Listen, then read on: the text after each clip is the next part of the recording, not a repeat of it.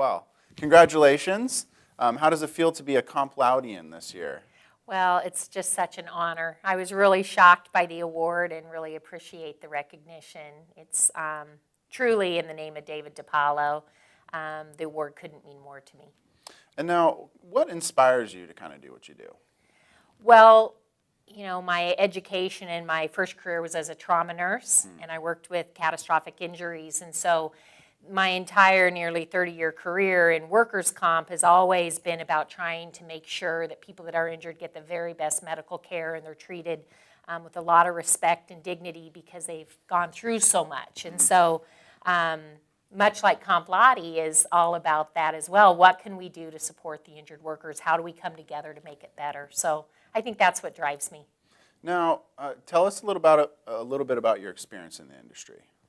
Well, I've been in case management, and at my company, Cedric, we focus on integrated disability, so really helping employers think about their workforce as a whole, and how can we not just help with their productivity, but also with the health of their workforce so that we can impact both their top and bottom line. So I spend a lot of my time currently at Cedric beyond integrated disability and workers' compensation, but really bringing the benefit space and productivity space together. So it's a diverse background. A lot going on there. Yep. Is there any changes, maybe nuances in the law or in the system that you're kind of keeping your eye on for next year? I would say less about nuances in the law, just because I leave that to other folks. What I would say, though, is around health care, and not so much the Affordable Care Act and the law itself, but how ACA has really transformed the way benefits are delivered, whether that's from an HR perspective or to the health system. So we see mergers and acquisitions, which has been rampant, but they're only getting bigger and bigger, and in part because of ACA, those are not likely to go away. So changes there, and I also think that employers, just like at Comp Laude, where we focus on the system being better together and collaborating and learning and putting the injured workers at the center of our conversations, healthcare and employers are doing that as well. So I believe that one of the trends we'll see in 2018 specific to our industry will be about how we need to do more of that as well. Employers want to focus on their employees.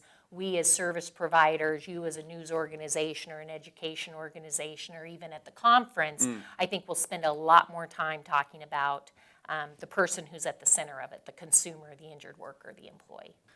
So I hear you're going to be doing a session next year possibly at Gala. Can you give us some insight as to what that will be? Yeah, well, you know, one thing that's wonderful about your Gala event and this whole conference is I think that year over year it builds upon itself.